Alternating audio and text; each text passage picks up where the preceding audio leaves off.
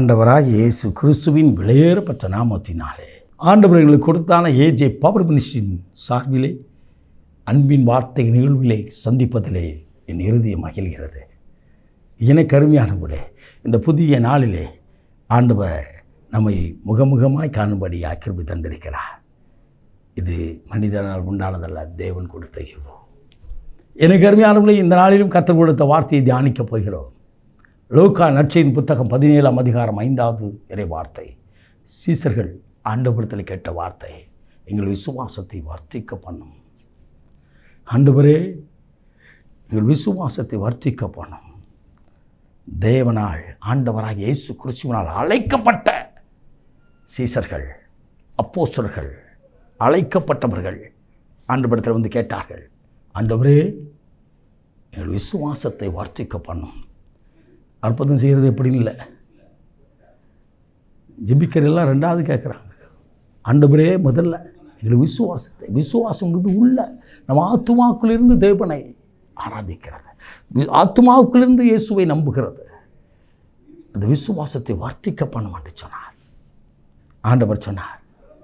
ஆண்டவர் விதமாக சொல்கிறார், கடுகு விதை உள்ள விசுவாசம்.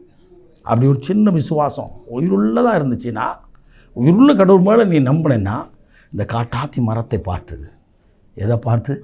வேரூன்றி பூமியில் நிற்கிற ஒரு பெரிய மரம்.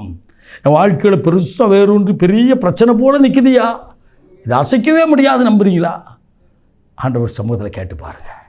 ஆண்டவர் சமூகத்தில் கண்ணீர் விட்டு பாருங்கள். ஆண்டவர் சமூகத்தில் கதறி பாருங்கள். ஆண்டவரே அற்புதத்தை செய்வா. அருளாதர் இயேசு உயிரோடு கூட இருக்கிறார். இந்த வேரூன்றி பெரிய மரமோல எனக்கு முன்னதாக இருக்கிற பிரச்சனை, ஆண்டோட நாமத்தை சொல்லி நான் ஜெபம் பண்ணுவேன். அதை பார்த்து பேசணும். எதை பார்த்து? பிரச்சனையை பார்த்து பேசணும். இயேசு மரித்து கிடந்த அந்த மகனை பார்த்து பேசினார். எழுந்துரு. அவரை விசுவாசித்த பேதுரு பேசினார். எழுந்துரு. மரித்தவனை பார்த்து பேசினார். அவரை விசுவாசித்த பவுல் அற்புதம் செய்தார். நீங்களும் நானும் ஆண்டவர் விசுவாசித்து பேச வேண்டும். விசுவாசித்து பேச வேண்டும். பேசுகிறதா நம்ம நெகட்டிவாக எதிர்மறையாக பேசுகிறதுனால நம்ம பேசுகிறதே நம்ம வாழ்க்கையில் நடக்குது. அப்படி இல்லாதபடி எதிர்மறையாய் அல்ல, தேவனை விசுவாசித்து அவரை அறிக்கையிட்டு நாம் சொல்லும்போது அது கீழ்ப்படியும். வேதம் சொல்கிறது, உங்கள் வார்த்தைக்கு அது கீழ்ப்படியும். நல்ல கவனிங்க. வீட்டில் வளர்க்குற பிராணிகள் கூட நம்முடைய வார்த்தைக்கு என்ன செய்யுது?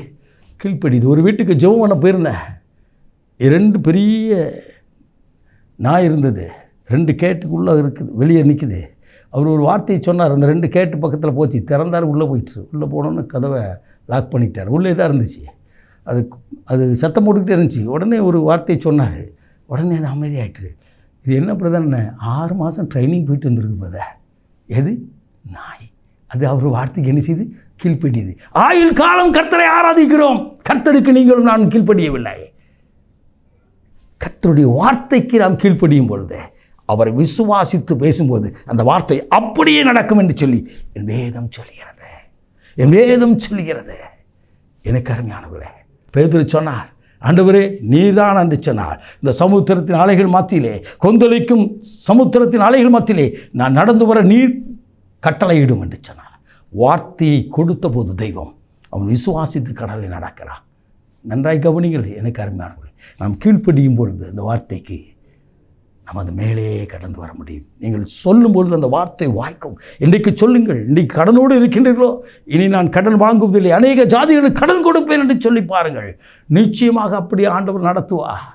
மரியாளை போல, நீ மரியாளை போல இது எப்படி ஆகும் என்று சொல்லி கேட்காதபடி, செகரியாவை போல இது எப்படி நடக்கும் என்று சொல்லி கேட்காதபடி கர்த்தரை விசுவாசித்து நிற்பீர் என்று சொன்னால், இன்றைக்கு கர்த்தர் உங்களுக்கு அற்புதம் செய்ய போகிறார். நீங்கள் இன்றைக்கு காண்கின்ற காரியத்திலே தேவனை விசுவாசித்து நீங்கள் அறிக்கையிடுகிற எந்தெந்த காரியமெல்லாம் மனதார வாயார அறிக்கையிடும் பொழுது, ரோமருக்கு எழுதிய திரும்ப 10ஆம் அதிகாரம் 9-10 வசனம் சொல்வது போல, அவர் உயிரோடு கூட இருக்கிறான்னு சொல்லி, எனக்காக மரித்தார் என்று சொல்லி நீங்கள் விசுவாசித்து பேசும்போது நீங்கள் சொல்வதெல்லாம் வாய்க்கப் போகிறது.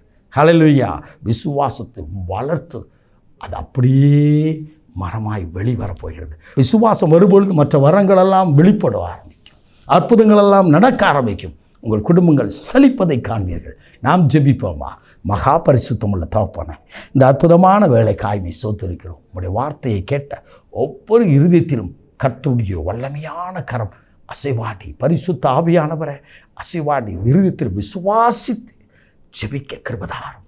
விசுவாசத்தை வரமாய் கனியாய் வெளிப்படட்டும். அற்புதம் செய்து மகிழப்படும். இயேசு கிறிஸ்துவின் விலையேறப்பட்ட நாமத்தில் ஜெபிக்கிறோம் ஜீவனுள்ள நல்ல பிதாவே. ஆமென். ஆமென். God bless you.